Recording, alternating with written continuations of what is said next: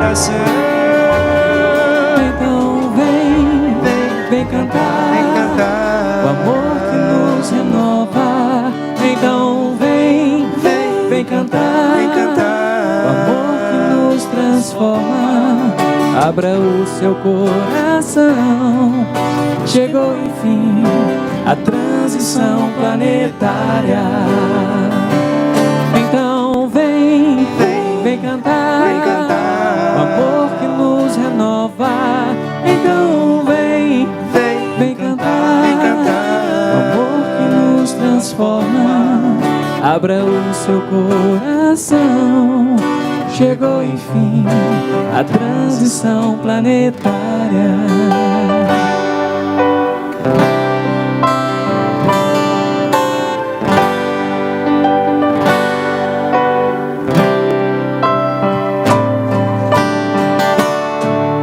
Só o amor será capaz de exterminar todas as guerras. Só o amor será capaz de transformar a nossa terra, trazendo enfim a paz em nossos corações.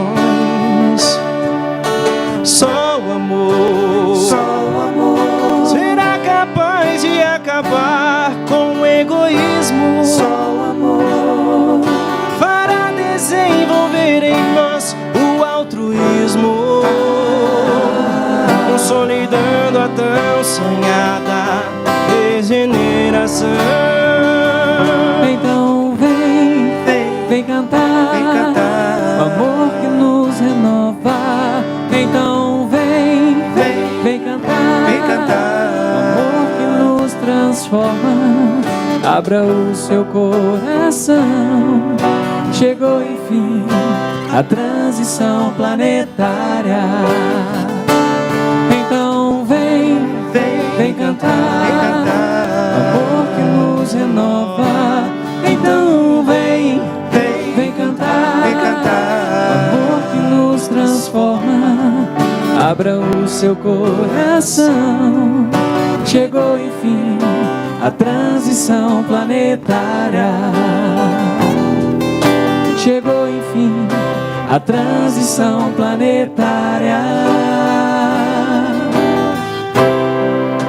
A transição planetária.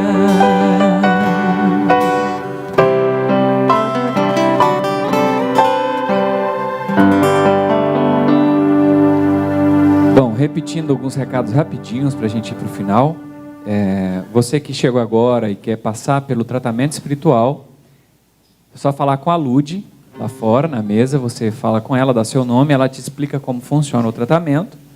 Se você tiver doações para fazer para o bazar de roupas, sapatos, bolsas, pode fazer, que é muito bem-vinda. E se você puder fazer uma doação também para casa, em espécie, em dinheiro, é também muito bem-vindo.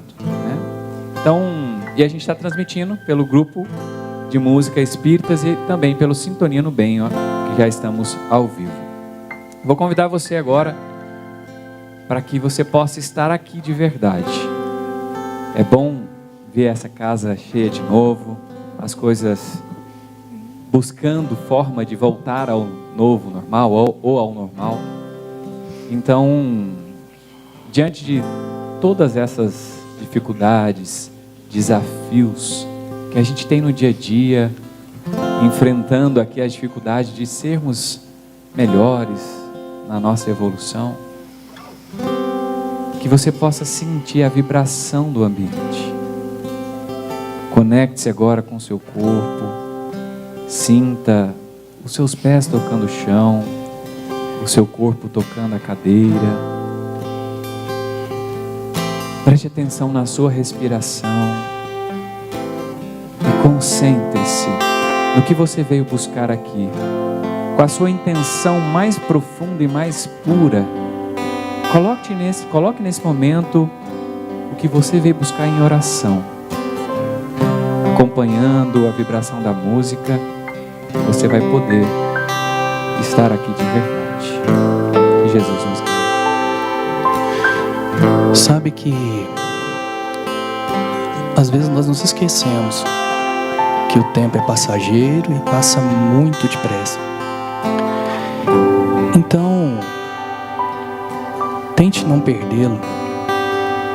Aquela mágoazinha que você guarda de alguém, aquela falta de oportunidade que você acha que tem de não pedir perdão. Deixa para amanhã não. Amanhã pode ser tarde. Peça perdão agora. Ele vai receber. Somos todos vibração. E a vibração vai chegar de perdão. Daqui 10 minutos pode ser tarde. Então não perca essa oportunidade. Crie a oportunidade para que isso aconteça. E ame mais. Ame cada vez mais.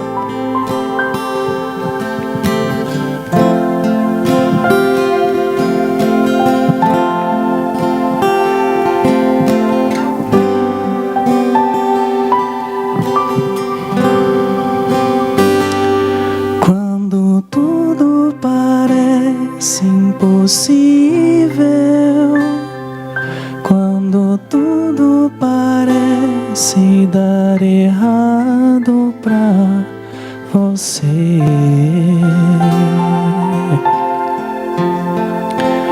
eu estou contigo. Quando tudo parece estar perdido, quando nada dá certo na sua vida e você não vê saída, feche os olhos, fique em silêncio, ouça essa voz que vem de dentro.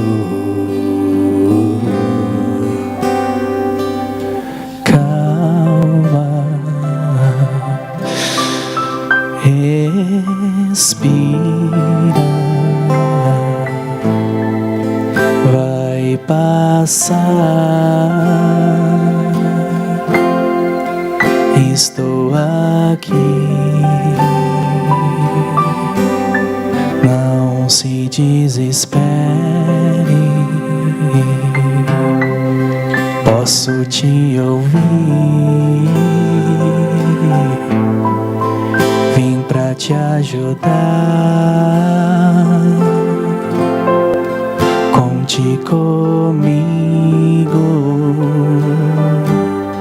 Eu sou Jesus Cristo. Querido Mestre Jesus, nesse momento, Senhor, queremos colocar em Tua presença as nossas dificuldades e que tenhamos, Senhor, através das Tuas intuições, a sabedoria para lidar com as nossas dificuldades. Senhor, não queremos nada de mão beijada, Senhor, mas sim a clareza e a certeza de quais passos temos que dar nos momentos em que tudo parece perdido. No momento, Senhor, em que estamos confusos para tomar as decisões, para agir. E assim, Senhor, limpe a nossa mente. Pedimos que possa fazer uma limpeza energética no nosso campo, para que assim possamos acessar as intuições dos nossos guias, que são, Senhor, os Teus emissários. Esteja conosco.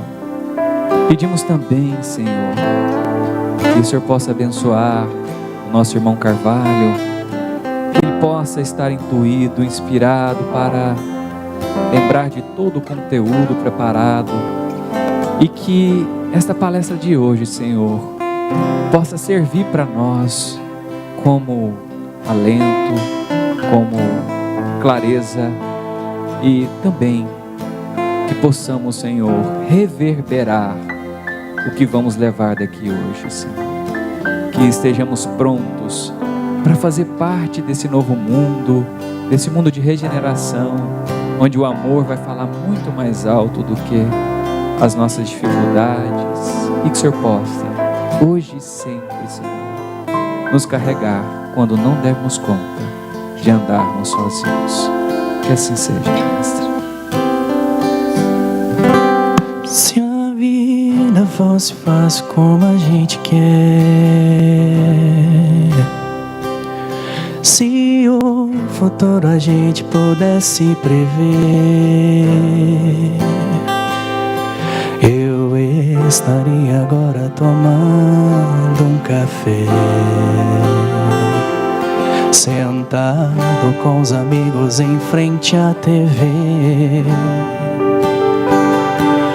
Eu olharia as aves como eu nunca olhei, daria um abraço apertado em meus avós, diria eu te amo a quem nunca pensei. Talvez é o que o universo espera de nós.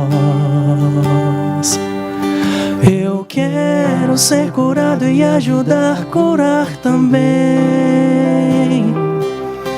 Eu quero ser melhor do que eu nunca fui, fazer o que eu posso pra me ajudar, ser justo e paciente como era Jesus.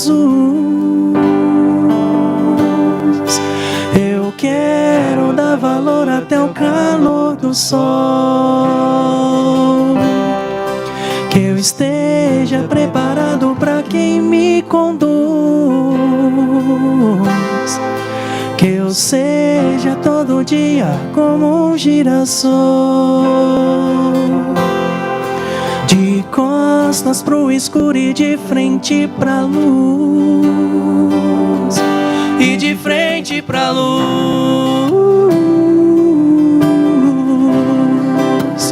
de frente pra luz.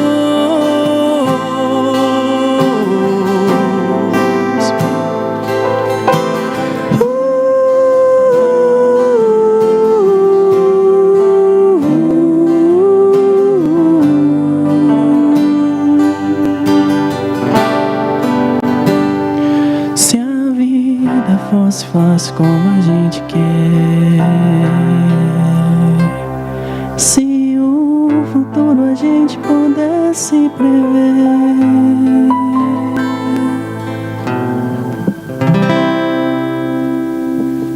Pessoal, lembrando que nós temos camisetas também, tá? Para vender ali do Sintonia no Bem.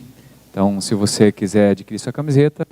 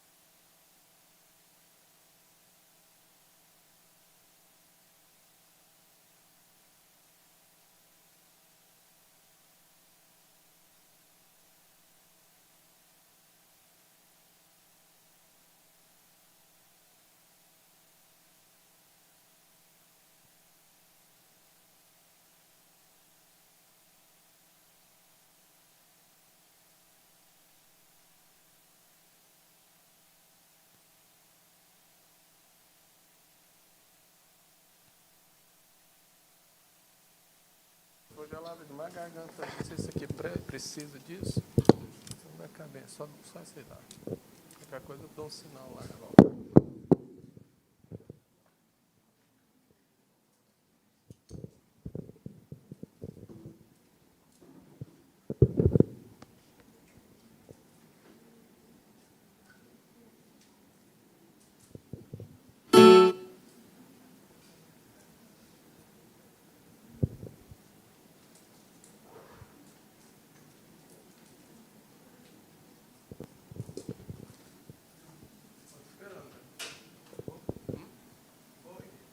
Pode começar? Aí vai passar para você. Muito boa noite a todos. Que a paz do nosso Mestre Jesus seja sempre em nossos corações. Eu gostaria, inicialmente, de agradecer ao Zé Lúcio pelo convite de participar desse projeto, que ele já deve ter apresentado aqui umas 15 vezes, só esse mês, onde ele musicou as parábolas do Cristo. E coube para mim, nessa noite, reflexionar sobre a parábola do filho pródigo. E, antes de apresentar a música, para que a gente possa dar início, eu queria registrar que eu dedico essa palestra de hoje ao meu papai, que se estivesse na terra estaria fazendo 89 anos. Então, que ele receba o meu beijo, o meu abraço de muita saudade. Então, com vocês, o pequeno grande homem, Zé Lúcio.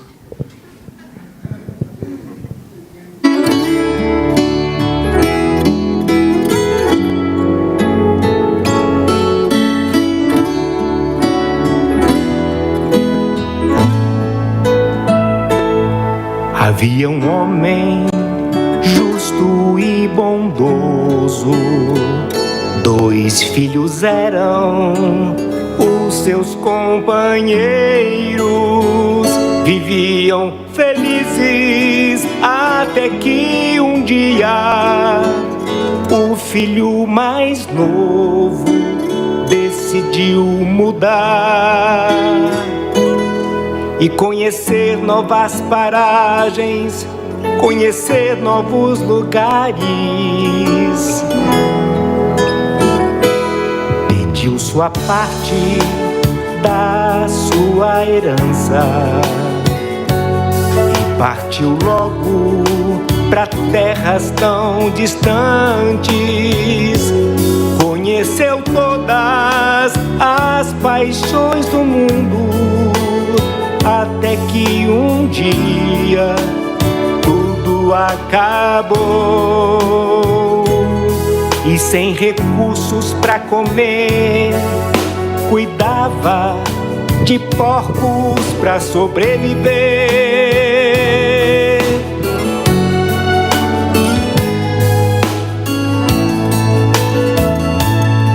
E se lembrava da sua família, de todo o luxo e do conforto que tinha. Depois de muito sofrimento e fome, resolveu voltar pro aconchego do seu lar.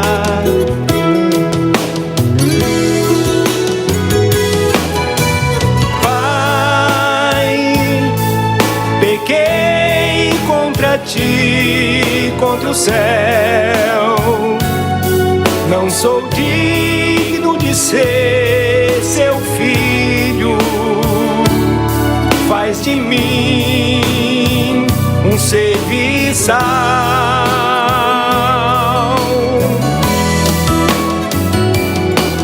O pai bondoso lhe abraçou e disse: traga-lhe a roupa e põe-lhe o anel. Meu filho estava perdido, mas voltou.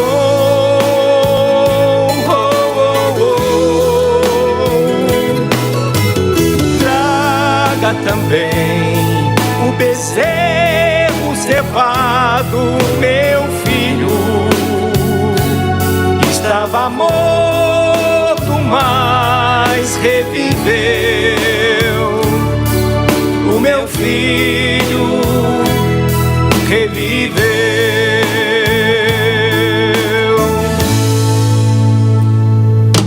Mas o meu filho mais velho se indignou.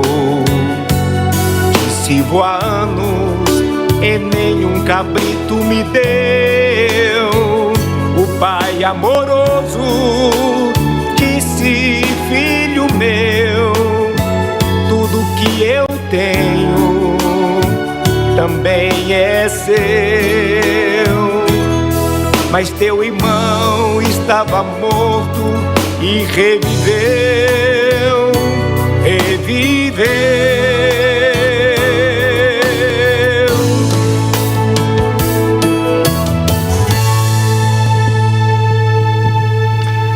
Eu acredito que todos nós aqui já lemos alguma vez a parábola do filho pródigo. No entanto, antes de começar a nossa reflexão, eu gostaria de fazer algumas pontuações para que nós possamos entender alguns conceitos e, quando começarmos a falar da parábola, ficar mais fácil o entendimento. Porque a nossa proposta nessa noite é fazer uma análise psicológica com base na psicologia espírita capitaneada pela nossa mentora Joana de Ângeles, que escreveu o livro Em Busca da Verdade, cujo livro, 80% dele é sobre a parábola do filho pródigo.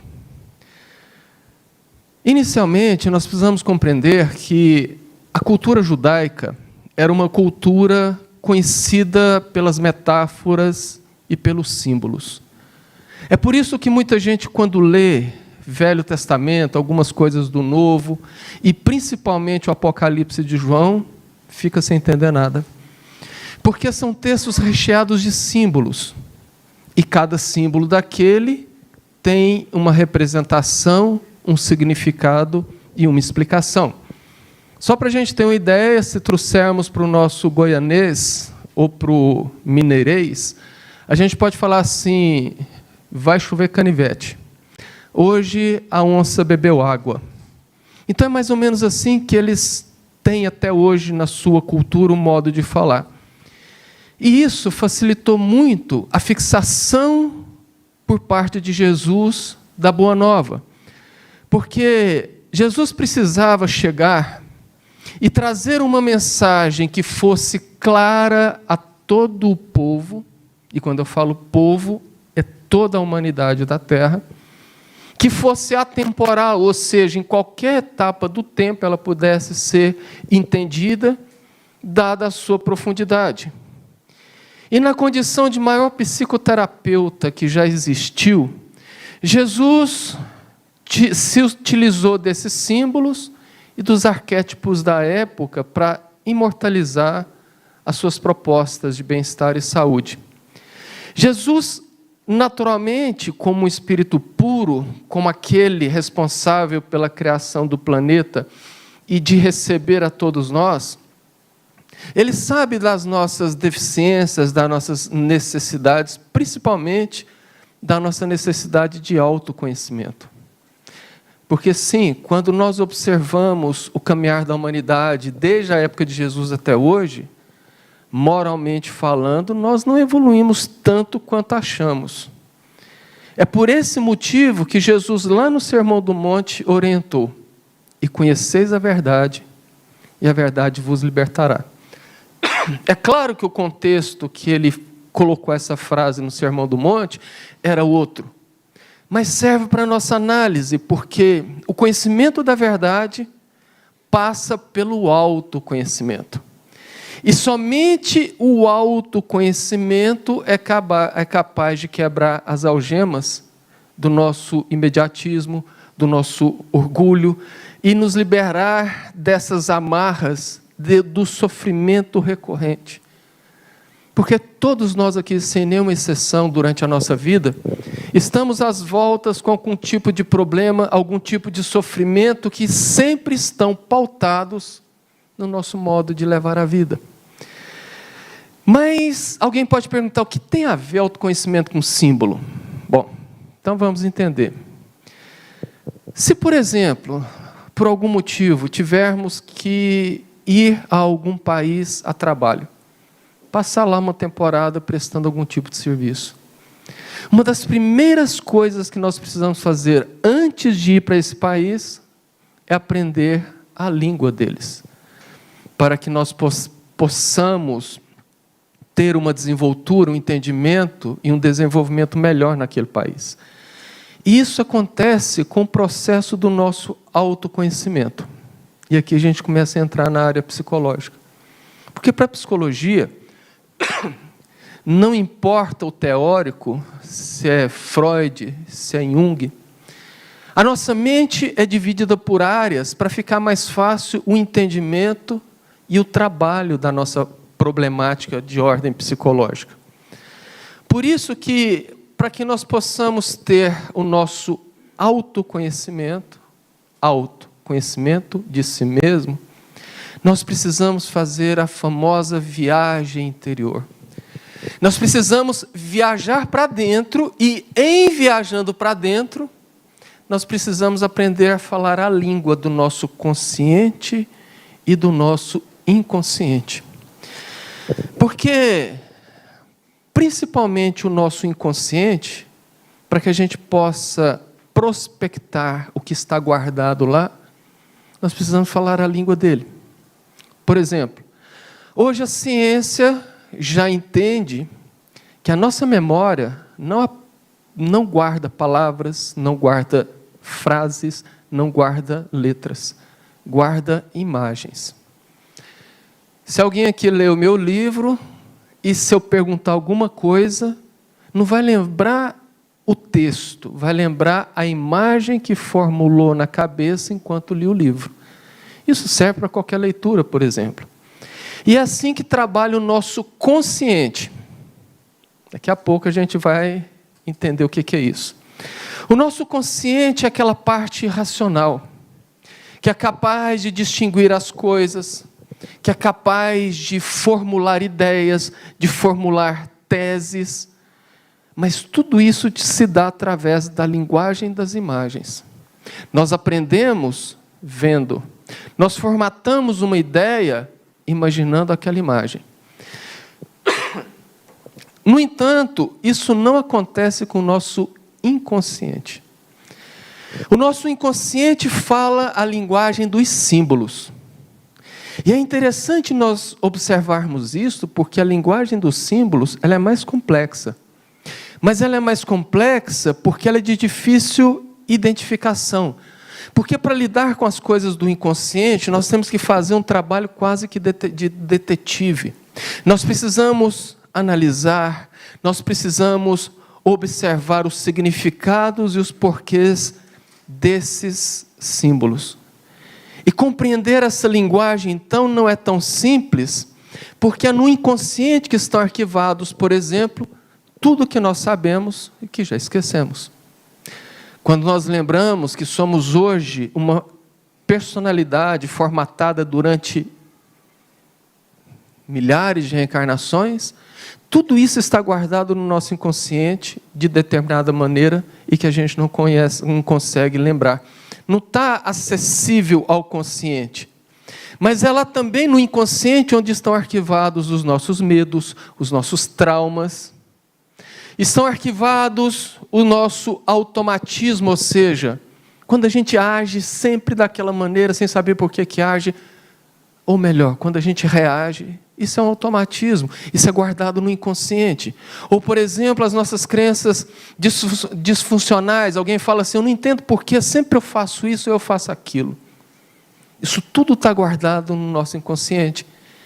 E ele libera através de símbolos. Posto isto, nós então começamos a entender por que o povo judeu estava com o solo arado e adubado para que Jesus pudesse plantar ali a árvore do Evangelho e perpetuar. Porque é um povo cheio de parábolas, de histórias, de mitos simbólicos. E eles, entendendo isso com naturalidade, tinham mais aptidão do que qualquer outro povo para perpetuar a mensagem de Jesus. E isso ocorre porque os símbolos têm uma, entre aspas, mágica. Ele é atemporal. Quando nós, vamos colocar aqui numa linguagem simbólica, quando nós embalamos uma história, um mito, uma parábola com símbolos, qualquer lugar da história, qualquer momento da humanidade que aquela parábola ou aquela história for desembalada, ela vai ser compreendida segundo a maturidade espiritual de quem lê naquela época. O que equivale dizer que, à época de Jesus, entendíamos as suas parábolas de determinada maneira. E hoje não. Hoje nós entendemos de outra maneira. Mas no futuro entenderemos ainda mais profundamente, porque estaremos mais evoluídos, mais esclarecidos, mais maduros espiritualmente. E aqui explica uma passagem de Joana no livro Em Busca da Verdade, no capítulo 3, quando ela anota: durante muito tempo o Evangelho de Jesus recebeu interpretações doentias e perturbadoras, conforme o equilíbrio emocional e espiritual dos seus tradutores, teólogos e pastores, mais interessados em projetar a sombra em que debatiam do que as extraordinárias orientações de luz de que se revestia. E aqui que a doutrina espírita entra e faz a total diferença. Porque a Joana de Ângeles, nesse livro, faz uma interpretação profunda, que eu, pelo menos, nunca vi em lugar nenhum. Eu tenho visto interpretações das parábolas, como diz Joana, superficiais. Imaginemos que a parábola seja um coco. A maioria das pessoas ficam ali na casca do coco. Não tiram a casca verde, muito menos aquela casca dura, e ignoram que lá dentro tem uma polpa castanha e que ainda tem a água. Joana vai no âmago e prospecta para nós uma análise que não tem como a gente falar aqui hoje. Então, por que você está aqui? Para resumir. Primeiro, porque o Zé Lúcio já tirou 15 minutos da palestra. Depois, porque realmente ela gastou quase 300 páginas de um livro reflexionando sobre isso. Não tem como, a não ser no seminário, nós tratarmos. É por isso que a gente vai falar de maneira ultra, mega, super resumida. E explica Joana de Ângeles. Narrando parábolas, Jesus facultava o acesso ao ignorado self, despertava-o de maneira hábil, embora simples, para que dominasse o ego, nada obstante as injunções perversas do seu tempo. O que é interessante é que quando a gente lê, principalmente existe um estigma entre os espíritas, que a leitura de Joana é muito difícil. E não é tão difícil. Nós precisamos entender o que ela fala. Nós precisamos aprender a linguagem que ela faz. É por isso que eu estou gastando esse tempo explicando, para a hora que entrar na parábola a gente entender facilmente. Joana, então, esclarece que Jesus falava em parábolas porque ele estava lidando com o nosso psique, ou a nossa psique, como queiram chamar. Ele não lidava com os valores sociais, econômicos, religiosos. Ele lidava com a nossa essência. Então vamos entender que linguagem psicológica é essa. Quando Joana fala que através das palavras Jesus atingiu o nosso self. Self é a essência, a totalidade do ser. Em outras palavras, self somos nós, os espíritos. É a nossa mente espiritual. É a essência.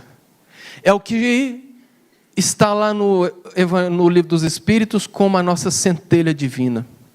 Na questão 613, os espíritos respondem a Kardec. O homem possui sua própria alma ou espírito, a centelha divina que lhe confere o senso moral e o alcance intelectual de que carecem os animais. É nele o ser principal que preexiste e sobrevive ao corpo, conservando a sua individualidade. Esse é o self. E esse é o ponto que Jesus busca quando ele fala das parábolas. É isso que Jesus falou lá em Mateus capítulo 14. Faça brilhar a sua luz, ponha para fora a centelha divina que você tem. Começa a fazer sentido as coisas quando a gente vai aprofundando. O problema é que nem todo mundo entende dessa maneira. Porque a maioria ouve apenas o ego. Tá. Em psicologia, o ego é o centro da consciência. Ela fala muito sobre o embate entre o ego e o self, parecendo que são duas entidades brigando dentro de nós. Lembra que eu falei que a mente era dividida? Então, o self é a nossa essência, é a alma de cada um de nós. O ego é a nossa personalidade, para resumir. O ego é a nossa individualidade. É daí que nascem aqueles termos.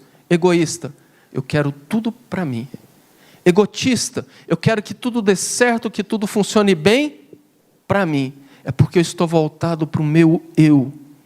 É o ego que julga, é o ego que categoriza as coisas e as pessoas, é o ego que é racional apenas. Quando alguém fala assim, essa parábola aqui não tem a menor lógica, ou esse fenômeno aqui, para mim, não tem a menor lógica, eu acredito que a ciência comprova, é o ego dele que está falando. Porque essa personalidade, como a gente disse agora há pouco, ela é formatada durante as reencarnações. E ela vai mudando. Na reencarnação passada, eu tive um ego.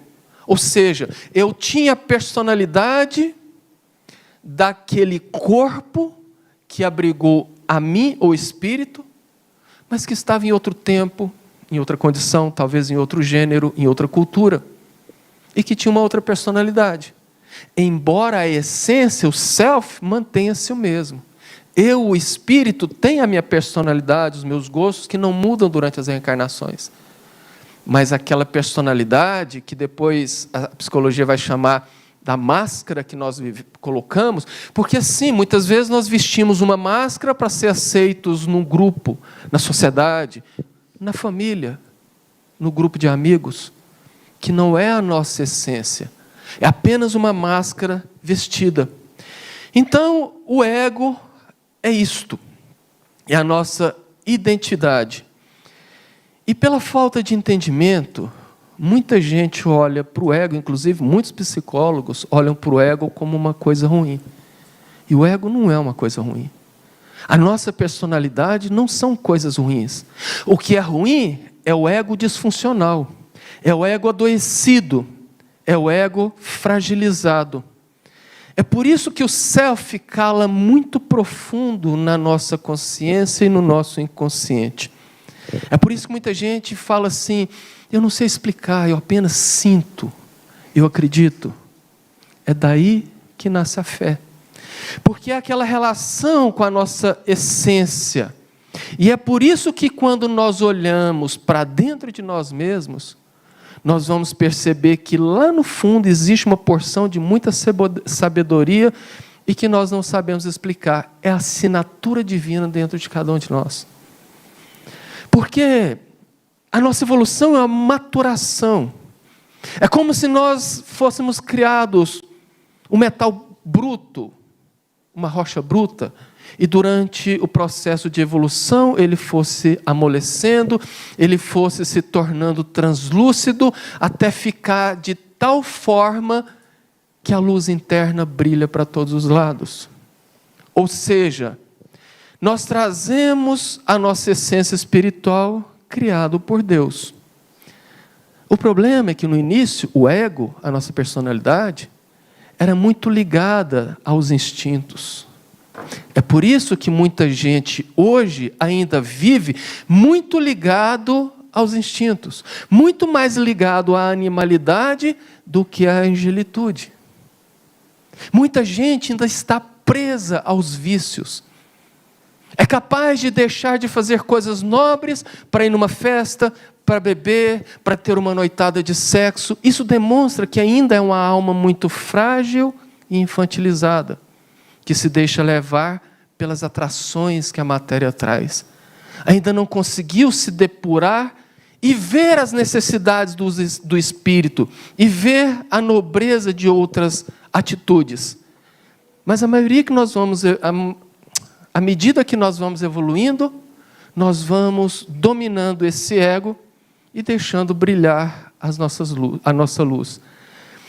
É por isto que as parábolas de Jesus, portanto, visam acessar o nosso self. E especificamente na parábola do filho pródigo,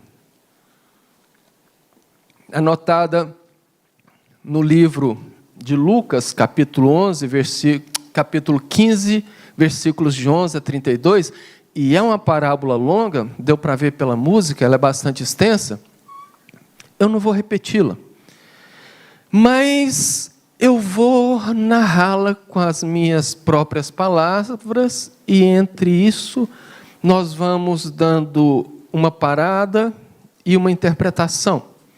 Joana anota: a parábola do filho pródigo é um manancial de informações psicológicas profundas, guardando um tesouro de símbolos e significados que merecem cuidadosa análise, a fim de retirar-se do seu conteúdo as lições de paz e de saúde necessárias para uma existência rica e abençoada.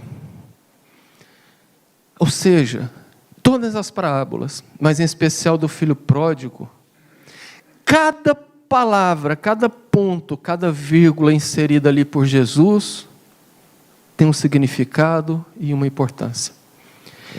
Mas, em resumo, a parábola do filho pródigo conta a história de uma família composta por um pai e 2 filhos.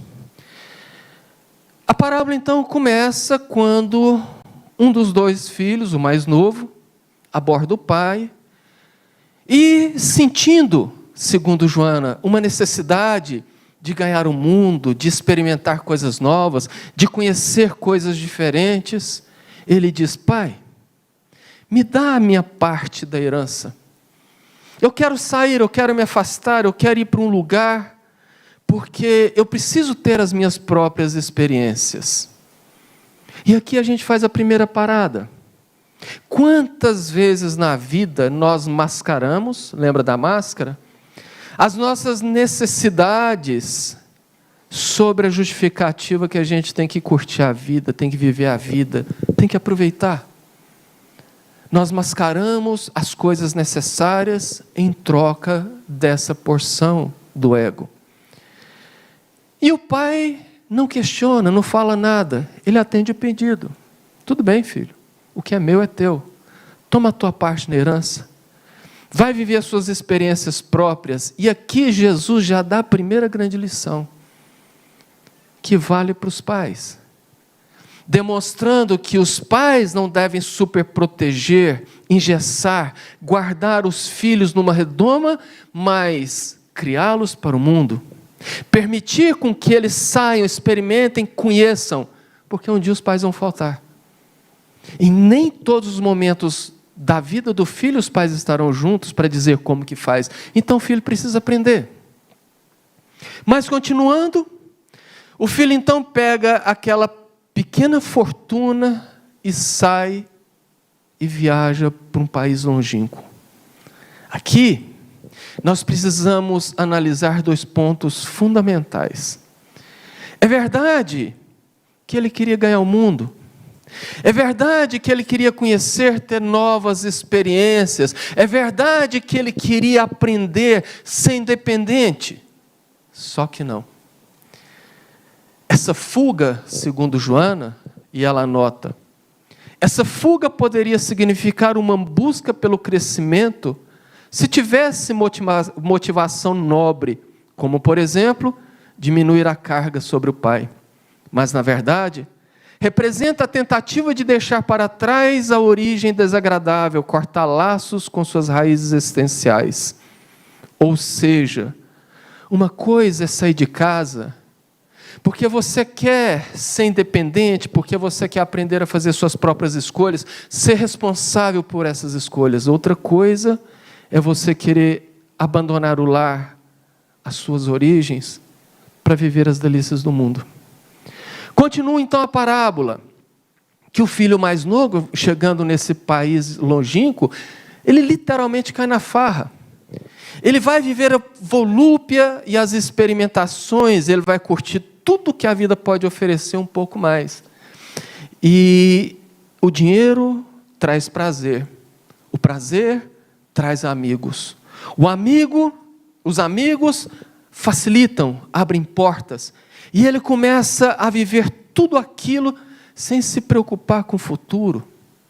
A viver o momento sem reabastecer a fortuna que ele estava gastando.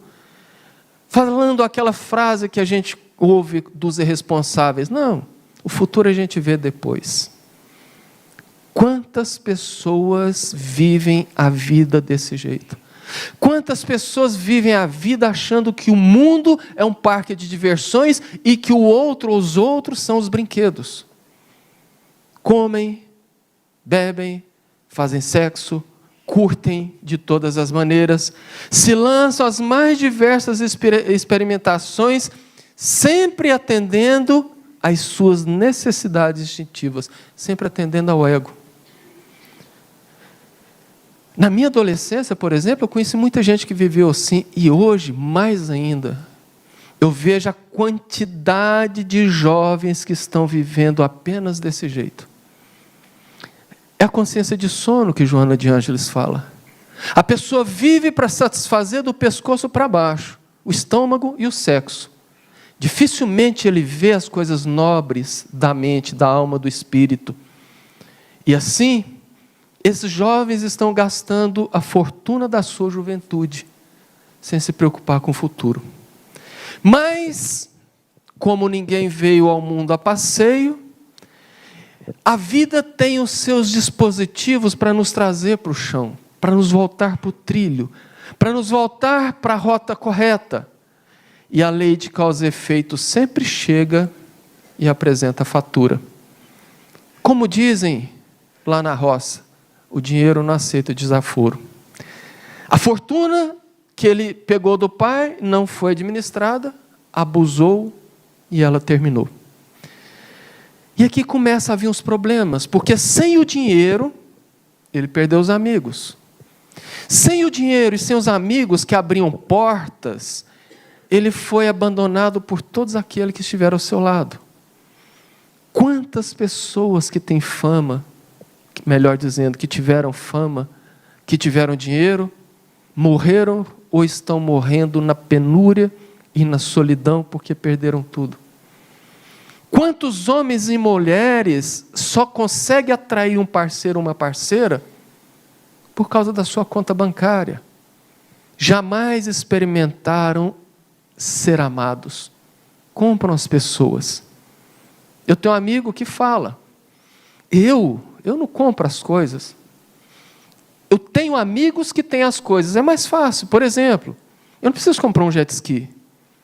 Eu tenho um amigo que tem um jet ski que me chama para ir para 3 ranchos. E depois a despesa da manutenção é dele, de guardar ele tudo, eu vou lá e curto e volto. Existem muitas pessoas desse jeito, que são amigos da cadeira, do posto, do poder, do dinheiro, e que quando acaba tudo. São como abutres, urubus, que pousam em bando onde tem a carniça, mas acabou a carniça, alçam voo e vão embora todos.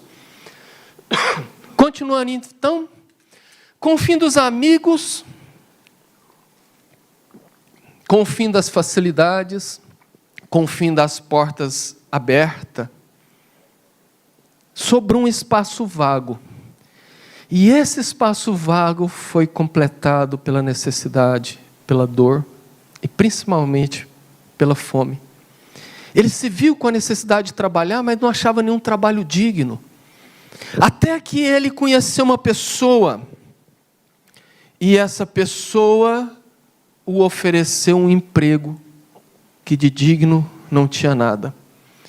Mas a necessidade fazia com que ele fosse cuidar de porcos. Para a comunidade judaica, a coisa mais humilhante é mexer com porcos. É uma afronta para os seus princípios religiosos ter que trabalhar para um pagão. E ele foi trabalhar para um pagão cuidando de porcos. Isso ocorre muito com quem, por exemplo, eu já vi vários exemplos assim, a pessoa está aqui no Brasil e fala que eu não ganho dinheiro, que eu não consigo emprego, que eu não faço nada, vou embora para os Estados Unidos.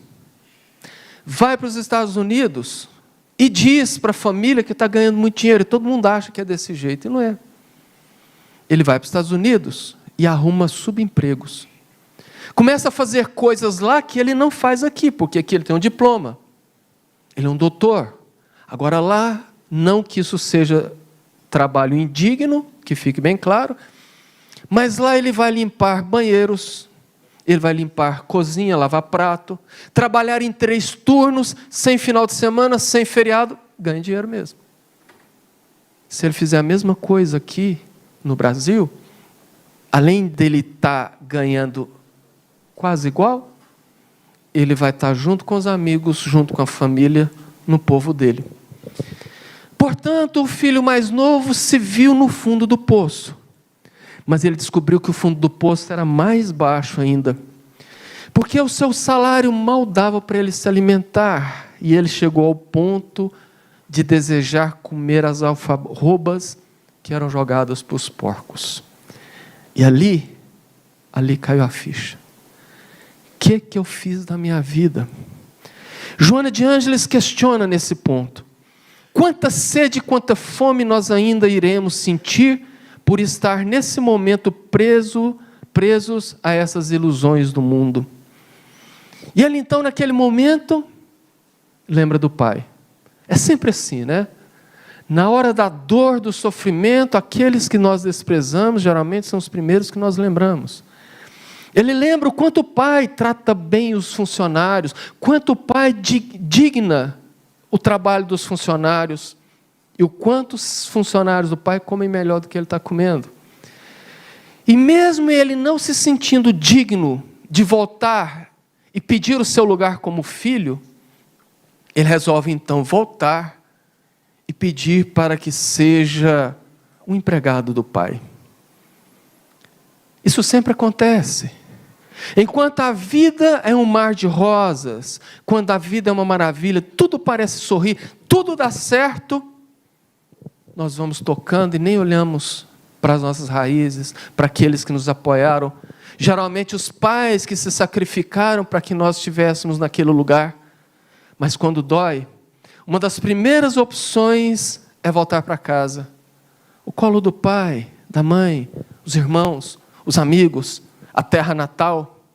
O retorno às origens sempre nos faz muito bem. E é necessário. É difícil, talvez, um adolescente ou um jovem entender isso, mas quem já passou dos 35, 40 anos, já começa a entender o quanto é necessário nós voltarmos àquilo que nos trouxe ao mundo. E Joana de Ângeles afirma que ninguém pode se autocompletar negando as suas origens. Nós temos a necessidade de retornar, de sermos gratos.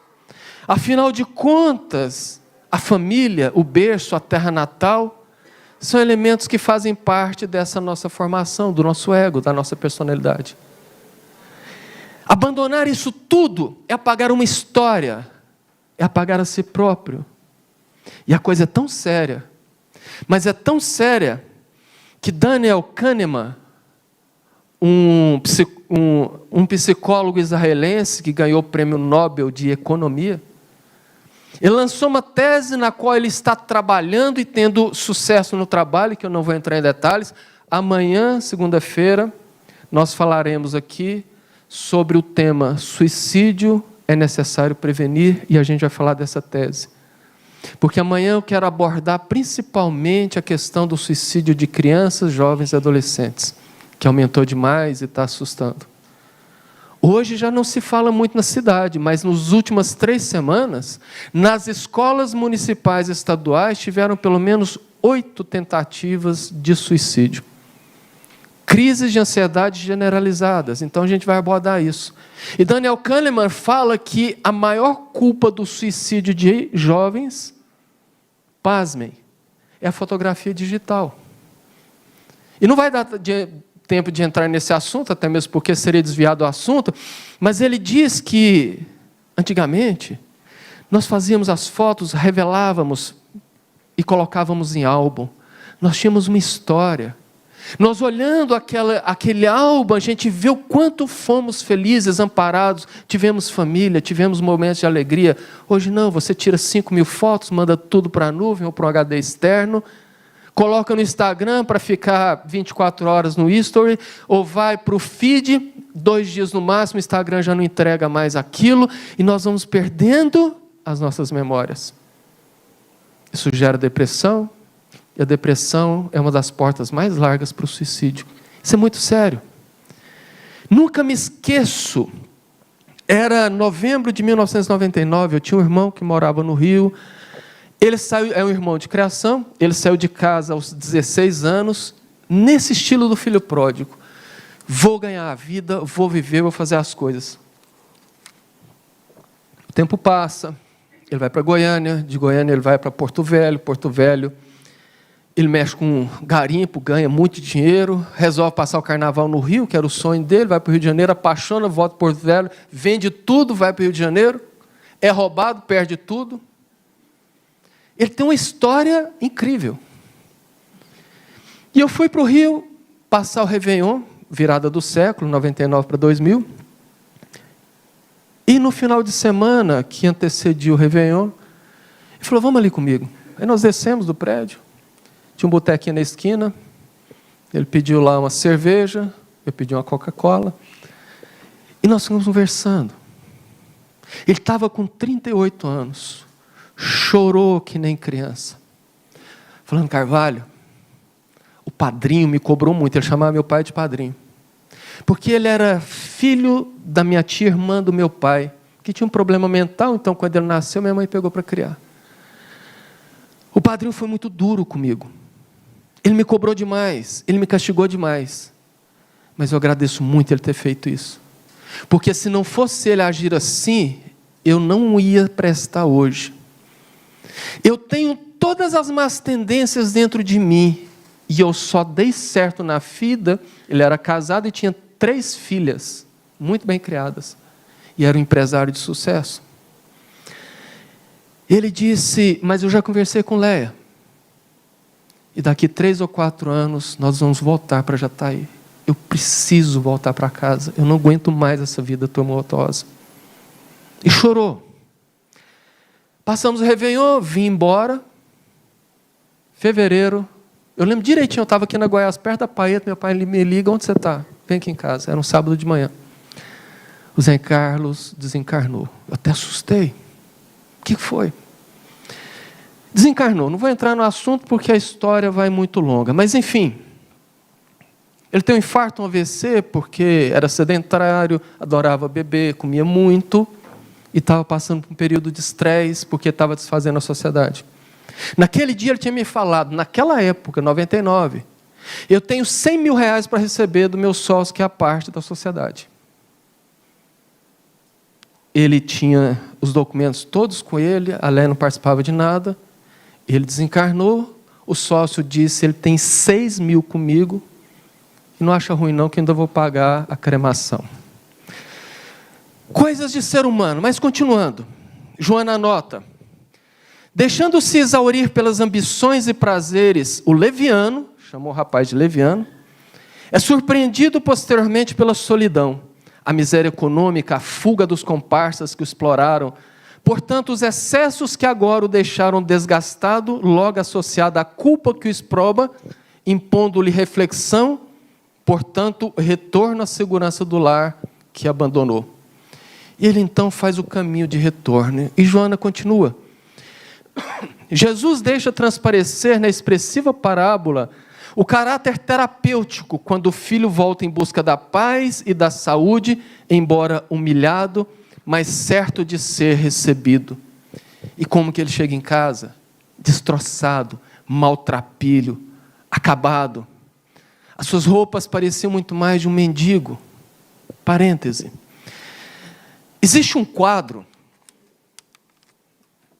de Rembrandt, o pintor holandês, um dos maiores mestres da pintura mundial, que eu me lembro muito bem que deve ter sido 2013, 14, um ano depois que Divaldo lançou o livro Em Busca da Verdade, ele saiu pelo Brasil fazendo um seminário sobre o livro, Parábola do Filho Pródigo, apresentando o quadro.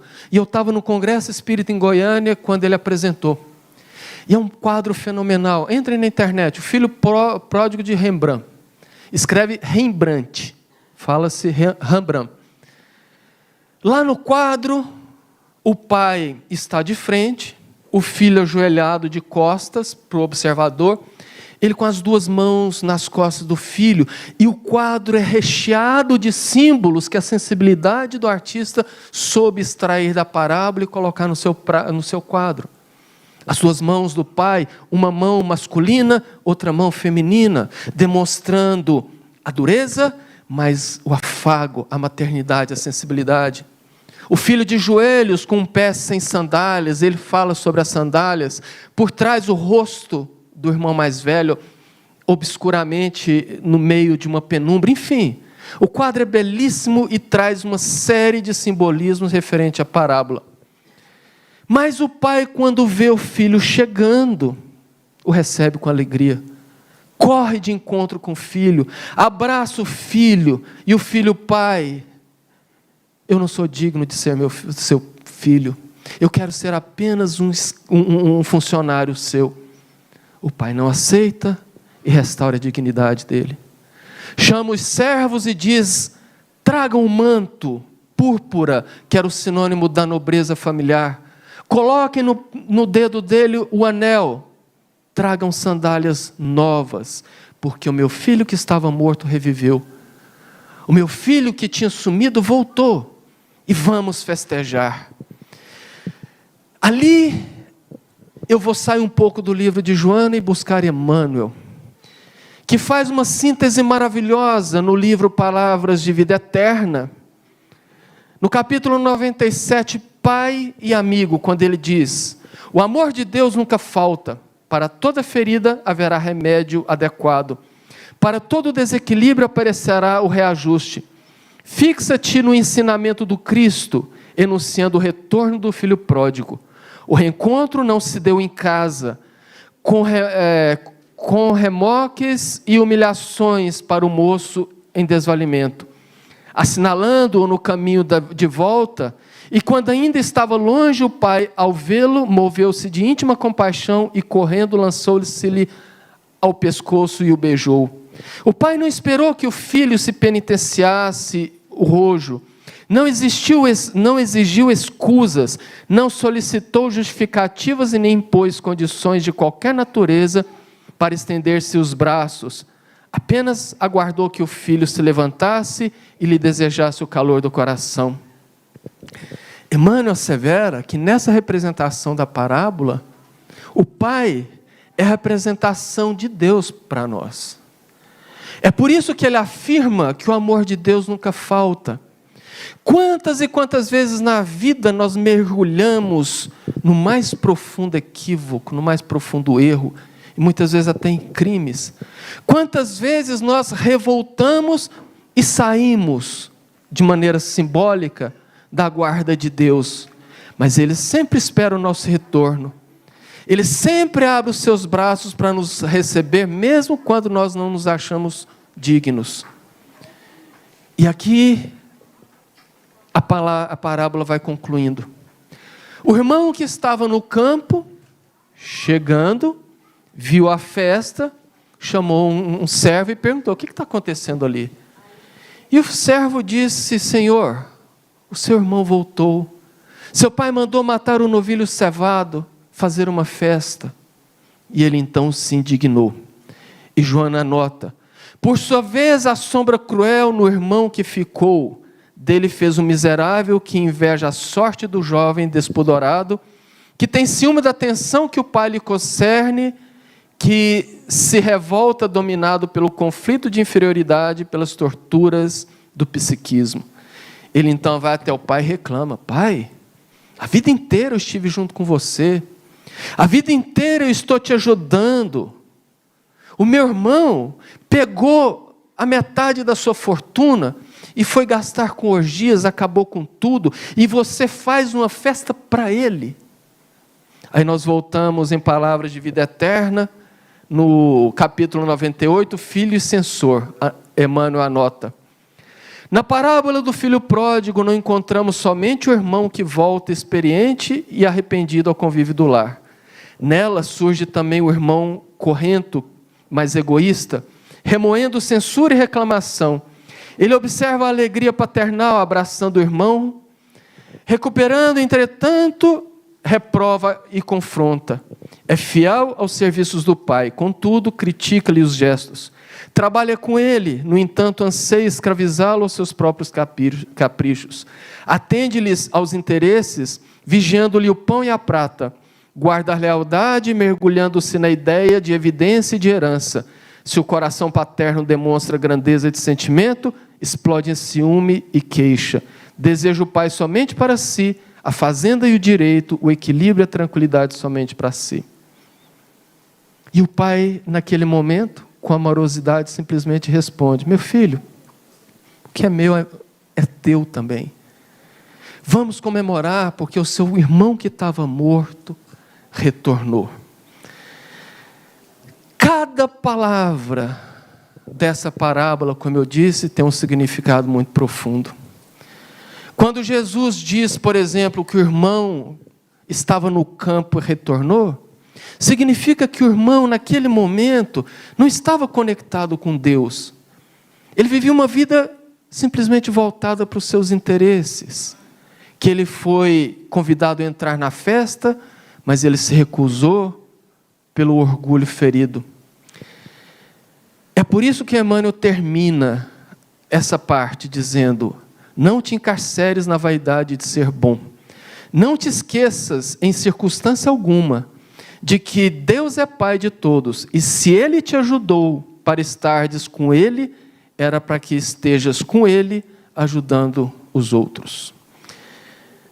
O que o pai faz, então, é trazer os filhos para debaixo da asa dele. Através da sua amorosidade, ele tenta reconciliar os dois filhos, as duas personalidades. Enfim, para terminar, a parábola do filho pródigo nos expõe 2 pontos. O primeiro ponto, um dos principais, é a nossa relação com Deus. Por diversas vezes, como eu disse, na vida, nós podemos nos reconhecer com um dos comportamentos dos filhos. Essa parábola fala de nós todos. Nesse e em outros momentos que nós vivemos as nossas vidas, porque ela fala das nossas infantilidades espirituais, ela fala das nossas fragilidades morais, e que nós estamos na vida vivendo de maneira muito imprevidente, muito instintiva. Mas nós temos um Criador. O convite para a volta ao lar é justamente a esperança que Deus espera por nós, mesmo achando que nós não merecemos. Enfim, Deus estará sempre aguardando o nosso retorno. E o segundo ponto, para terminar, a parábola relata que a psicologia espírita chama de jornada heróica do espírito, que é o processo de desenvolvimento na transformação do ser. Ela demonstra o caminho pedregoso que nós podemos traçar durante a vida quando optamos apenas pelas coisas prazerosas.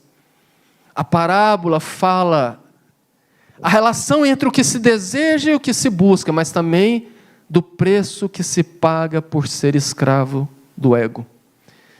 Segundo Carl Gustav Jung, criador da psicologia analítica, esse processo chama-se individuação. E Joana nota: há nesse conflito o mundo do pai, o mundo do filho e o mundo do irmão, em forma de sombras perturbadoras, efeito da fissura da psique em relação ao ego.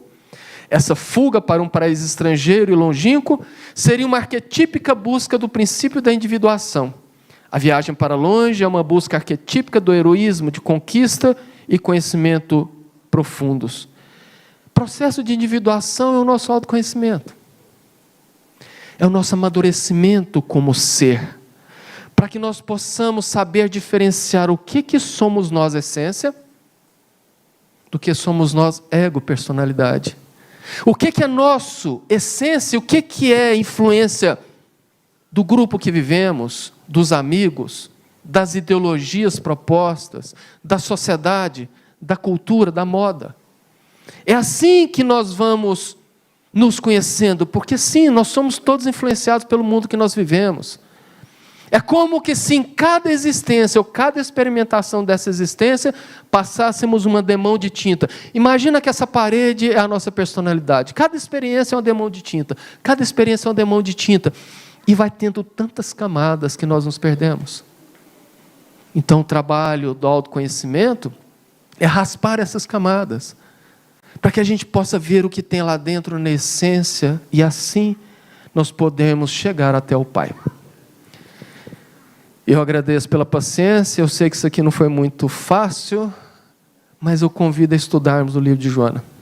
Eu convido a estudarmos as parábolas de Jesus, mas para isso nós precisamos nos inteirar daquela essência, porque está ali o manual de instruções para a nossa vida, para que a gente seja realmente muito feliz. Que tenhamos todos uma excelente semana e que Jesus nos abençoe. Obrigado.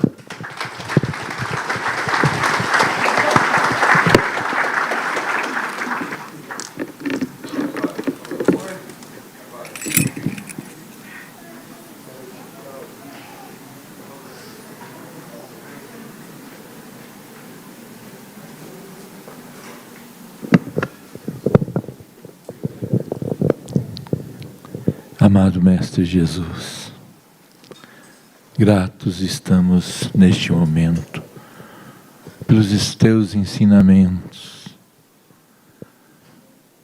E neste momento,